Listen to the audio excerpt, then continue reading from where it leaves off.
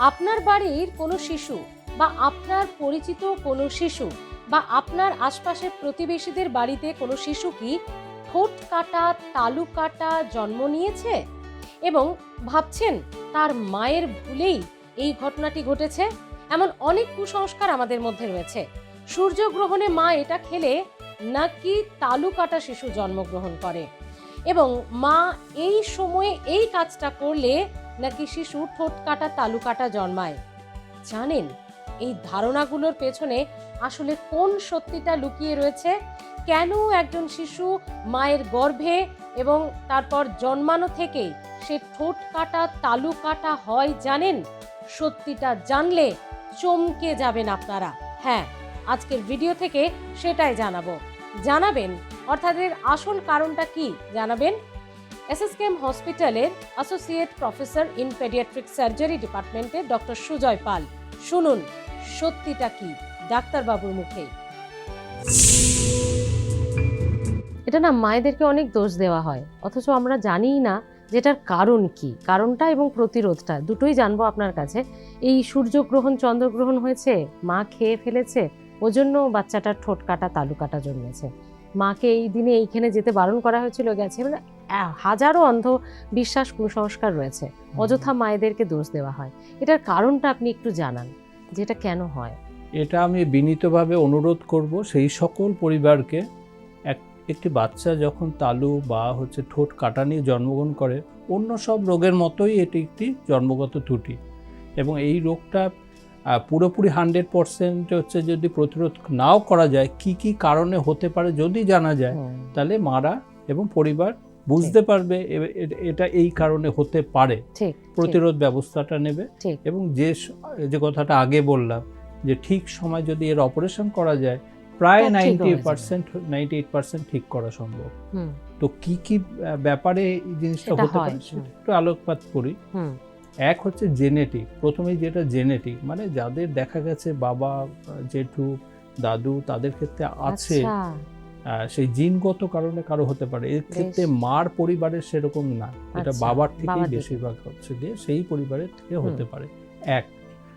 দুই হচ্ছে গিয়ে ফলিক অ্যাসিড সাপ্লিমেন্টেশন। আমরা জানি গর্ভাবস্থায় এবং সাধারণত গর্ভধারণ করার 1 মাস আগের থেকে, যদি মানে বাচ্চা আসার 1 মাস আগের থেকে যখন প্ল্যান করছে, তখন থেকে যদি ফলিক অ্যাসিড সাপ্লিমেন্টেশন দেওয়া যায়, তাহলে এগুলোকে নিউরাল টিউব ডিফেক্টের মধ্যেই বলে একরকম।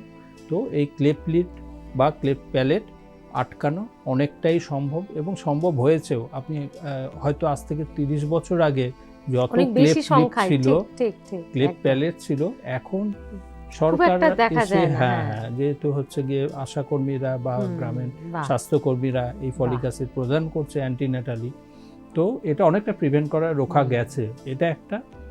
আবার এটা যে শুধু নিম্নবিত্তদেরই হয় সেরকম নয়, বা নিম্ন মধ্যবিত্তদের হয় সেটাও নয়, বড়লোকদেরও হতে পারে যদি তারা লাইফস্টাইলটা সেরকমভাবে ডিল করে, মানে প্রেগনেন্সি থাকা অবস্থাতেও অ্যালকোহল, টোবাকো এগুলো নেয়, কিছু কিছু ড্রাগ অবশ্যই ছাড়া উচিত। এগুলো সব ক্ষেত্রেই ছাড়া উচিত, কি মা কি বাবা সবার ক্ষেত্রে। কিন্তু যেহেতু বাচ্চাটা মার পেটে থাকছে, সেহেতু মাদের ক্ষেত্রে আরো বেশি সচেতন হওয়া দরকার। একদম। এবার স্যার, প্রতিরোধ, মানে আপনি যে কারণগুলো বলে দিলেন, এর মধ্যেই প্রতিরোধ লুকিয়ে রয়েছে। একদম। আলাদা করে কি প্রতিরোধের কথা কিছু বলবেন, যে কিভাবে প্রিভেন্ট করা যায়?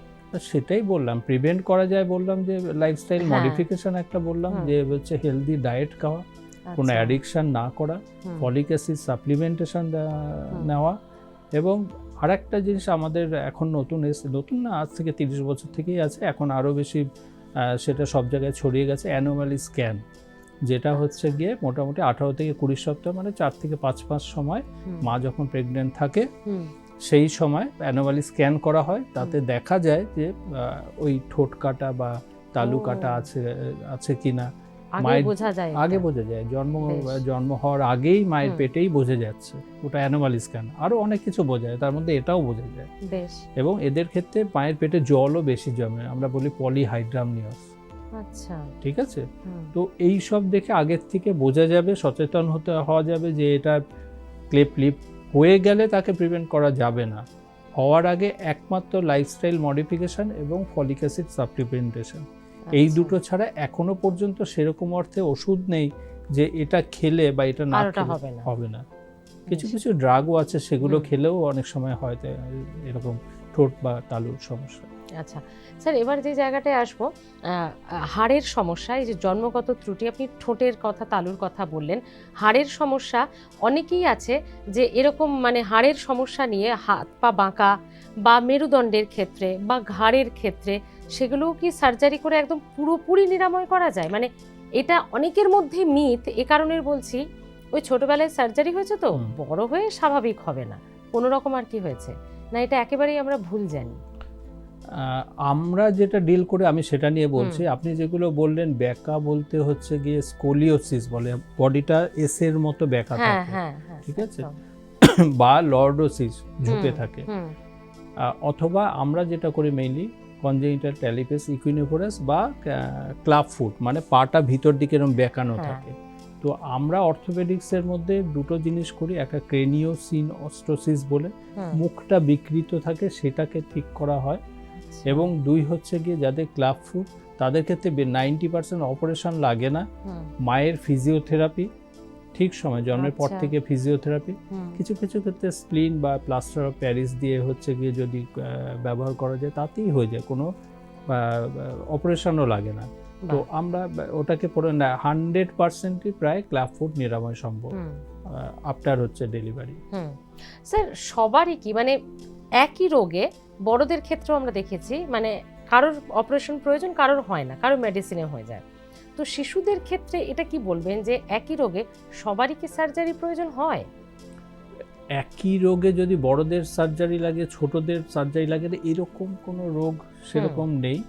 তবে একটা জিনিস সেই অর্থে বলি, বাচ্চাদের আজকাল হচ্ছে যেটা হচ্ছে সমস্যা, অনেক ছোট বয়সের বাচ্চাদের গল ব্লাডারে স্টোন দেখা দিচ্ছে। এটা একটা বার্নিং একটা প্রবলেম, যে আগে যেমন মনে করা হতো 40 বছর ফিমেল বা মোটা হলে তাদের ক্ষেত্রে হচ্ছে গল ব্লাডারে পাথর হবে, এখন আমি সবথেকে কম 4 মাস বয়সের বাচ্চারও গল ব্লাডারে স্টোনের অপারেশন করেছি। এটা স্যার কিভাবে পসিবল হলো? আমি সেটাই বলছি যে গল ব্লাডার স্টোনের কারণটা বিভিন্ন, বাচ্চাদের শিশুদের ক্ষেত্রে কারণ একরকম, বড়দের ক্ষেত্রে আরেক রকম।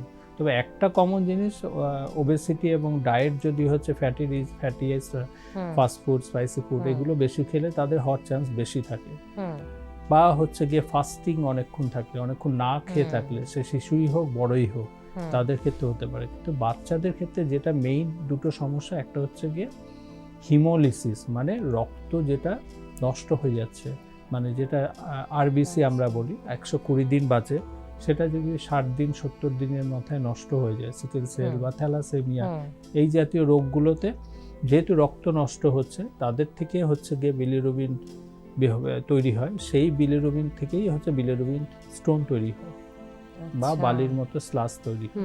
হিমোলাইটিক কজের জন্য হচ্ছে গিয়ে আপনার পাথর গল ব্লাডারে তৈরি হয়। দুই হচ্ছে গিয়ে অনেক দিন না খেয়ে, অনেক বাচ্চা জন্মের পর মায়ের কাছে থাকে না, অক্সিজেনের ঘরে থাকে বলে, মানে আইসিইউতে থাকে, তাদের খাওয়ার দেওয়া যায় না, তাদের আইসিইউতে আমরা বলি টিপিএন বলে একটা জিনিস আছে, যেটা রক্তের শিরায় আপনার খাবারটা দেওয়া হয়, কিন্তু মুখ থেকে খায় না, এন্টেরাল ফিড হয় না। তো অনেক দিন না খেয়ে থাকলে কি হয়, গল ব্লাডারটা আমরা যখন খাই, সেই খাবারটা যখন স্টমাক থেকে ডিউওডেনামে যায়, মেইনলি ফ্যাট জাতীয় খাবার, তখন গল ব্লাডার পাম্প করে এবং ওখান থেকে বাইলটা, ঘন বাইলটা বাইরে আসে। তো এরা যখন খাচ্ছে না, গল ব্লাডারটা কাজ করছে না, তাহলে বাইলটা ওখানে জমে থাকছে। জমে থাকার পরে কি অনেকক্ষণ যদি একটু ময়লা জল জমে থাকে, থিতিয়ে পড়ে তো নিচে ময়লাগুলো, ঠিক ঠিক ঠিক, সে পলি জমার মতো হয়ে যায়। একদম পলি জমা, বা একটি পাত্রেও যদি জল ময়লা, সেই রকমই হচ্ছে কি পিত্তথলিতে ওইগুলো জমা হয়, জমা হয়ে হয়ে প্রথমে বালি এবং পরে হচ্ছে গিয়ে স্টোনের আকার ধারণ করে। তো যারা হচ্ছে অনেক দিন না খেয়ে থাকে, মানে 15 দিন 20 দিন বা 1 মাস থাকে, অথবা যেসব বাচ্চারা মাতৃদুগ্ধ পায় না, ফর্মুলা ফেড, বা আমি বারবার এটাকে হাইলাইট করি, অনেক একটু উচ্চবিত্ত যারা, তারা ব্রেস্ট মিল্ক দিতে অ্যাভয়েড করে, তাদের ক্ষেত্রে বলবো ব্রেস্ট মিল্ক 6 মাস অ্যাবসলিউট ব্রেস্ট মিল্ক দিতেই হবে। ঠিক আছে, ব্রেস্ট মিল্কের কোনো অল্টারনেটিভ হয় না, দুটো কারণে। এক হচ্ছে গিয়ে ব্রেস্ট মিল্কের যে প্রোটিন, যে গ্লুকোজটা থাকে, ল্যাকটোজটা থাকে, সেটা ইজিলি হচ্ছে ডাইজেশন হয়। দুই, যে সাকিং রিফ্লেক্সটা করে, তার ফলে হার্ট এবং লাংসের জন্যও ভালো। বাহ। তো যদি যারা ফর্মুলা ফেড খায়, মানে বিভিন্ন কোম্পানি, এখন আমি কোনো কোম্পানি হিসাবে বলছি না, কিন্তু ফর্মুলা ফেড খেলে যেটা হয় তাদের ক্ষেত্রে হচ্ছে কনস্টিপেশনের চান্স বেড়ে যায়, অনেকের ক্ষেত্রেই পরে হচ্ছে ফিশার বা আর্লি পাইলসের মতো বাচ্চাদের দেখা দেয়, ওবেসিটি দেখা দেয়, এবং গল ব্লাডার স্টোনেরও কোনো স্টাডিতে পাওয়া গেছে যারা ফর্মুলা ফেড খেয়েছে আর ব্রেস্ট মিল্ক খেয়েছে, ফর্মুলা ফেড যারা খেয়েছে তাদের ক্ষেত্রে স্টোন বা স্লাজ বেশি হয়েছে। এইটাই বলছি যে এই গলব্লাডার স্টোন হলে বড়দের ক্ষেত্রে অপারেশন করতেই হয় সাধারণত, মেডিসিন দিয়ে সেরকম নিরাময় সম্ভব না। কিন্তু বাচ্চাদের ক্ষেত্রে দেখা গেছে যদি হিমোলাইটিক কজ না থাকে 90% কেসে হচ্ছে করতেই হয়, 5 to 10% কেসে হচ্ছে গিয়ে কোনো ক্ষেত্রে আমরা হচ্ছে একটা ওষুধ দিই, 2 মাস বা 3 মাস ওষুধ দিলে অনেক সময় কিওর হয়ে যায়। মানে যদি বালি বা স্লাস থাকে সেটাকে কিছুটা নিরাময় সম্ভব। কিন্তু বেশিরভাগ আমাদের যা এখন পর্যন্ত দেখা গেছে 95%ই হচ্ছে গিয়ে অপারেশন লাগে। তো সেই অর্থে বললে যে একই রোগে বাচ্চাদের অপারেশন লাগে না বা বড়দের অপারেশন লাগে, এরকম কোনো রোগ নেই, সেটা কন্ডিশনের উপরেই ডিপেন্ড করে। একদম। স্যার, এবার মা বাবাদের কাছে না শুধু অপারেশনটা ঝুঁকিপূর্ণ নয়, তারা এটাও আবার ভাবেন অ্যানেস্থেসিয়া বোধ হয় তার বাচ্চার মাথার মস্তিষ্কের একটা ক্ষতি করে দেবে। তো এটা কি আমরা ভুল জানি নাকি এটা ঠিক? তো মানে খুব রেলিভেন্ট প্রশ্ন এবং খুবই হচ্ছে এটা উদ্বেগের। বাবা মা এটা নিয়ে খুবই চিন্তিত, যে কোনো বাবা মাই। মানে আমার সন্তান হলে আমিও চিন্তা করতাম। অপারেশন তো ঠিক আছে, ডাক্তারবাবু সেটা আলাদা করছেন। অ্যানেস্থেসিয়া এমন একটা জিনিস, সবাই ভাবে একবার জেনারেল অ্যানেস্থেসিয়া মানে অজ্ঞান হয়ে গেলে এখান থেকে ফিরে আসাটা, কারণ বিভিন্ন সিনেমা নাটকে এমনভাবে জিনিসটাকে দেখানো হয়, ভয়ভীতিটা থেকে যায়। তো তার জন্য হচ্ছে গিয়ে সেই ভীতিটা মার বা পরিবারের মধ্যেও থাকে। কিন্তু আমি আপনাদের অ্যাসিওর করছি, সাধারণত এইসব বাচ্চাদের যারা অ্যানেস্থেসিয়া দেয় তারা যে কেউ দিতে পারে না। যারা বড়দের অ্যানেস্থেসিয়া দেয় সবাই তারা হচ্ছে গিয়ে ছোট বাচ্চাদের অ্যানেস্থেসিয়া দেয় না। তার জন্য হচ্ছে আলাদা ডিগ্রি করতে হয়, ডিএম পিডিয়াট্রিক অ্যানেস্থেসিয়া করতে হয়, যেটা এমডি করার পরে সুপার স্পেশালিটি, অথবা 2 বছরের ফেলোশিপ অ্যানেস্থেসিয়ার উপর করতে হয়, এটা ডিগ্রি বা ফেলোশিপে।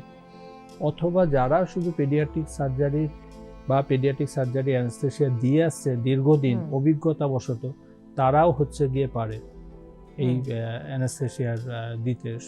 তো আমি তাই বলবো যে যেসব বাচ্চাদের অ্যানেস্থেসিয়া দেওয়া হবে আপনি নিশ্চিন্তে থাকুন, যদি আপনার ডাক্তারবাবু সঠিক অ্যানেস্থেটিস্টের ব্যবস্থা করে অপারেশন করেন। যদি বাচ্চা সেরকম বড় কোনো ঝুঁকিপূর্ণ অপারেশন না হয়, 99.99% কেসে কোনো রকম সমস্যা হবে না।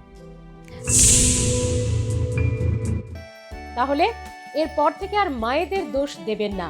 অনেক মায়েরাই আছেন যারা শিশুর জন্মানোর পর থেকে এই তকমাটা তাদের লাগিয়ে দেওয়া হয় যে তার কারণেই নাকি, তার ভুলের কারণেই নাকি শিশু ঠোঁট কাটা তালু কাটা জন্মগ্রহণ করেছে। আসলে কিন্তু এটা একেবারেই নয়। ঠিক কোন কারণে শিশুর ঠোঁট বা তালু কাটা অবস্থায় জন্মগ্রহণ হয় সেটা নিশ্চয়ই জানলেন আপনারা। আজ থেকে এই কুসংস্কারটা ঝেড়ে ফেলুন এবং বাড়িতে কোনো প্রসূতি মা থাকলে, কোনো প্রেগনেন্ট লেডি থাকলে অবশ্যই তার চিকিৎসাটা সুবন্দোবস্ত করুন, যাতে এই ধরনের বিপত্তিতে না আপনাদেরকে পড়তে হয়। ভালো থাকুন, দেখতে থাকুন হেলথ প্লাস।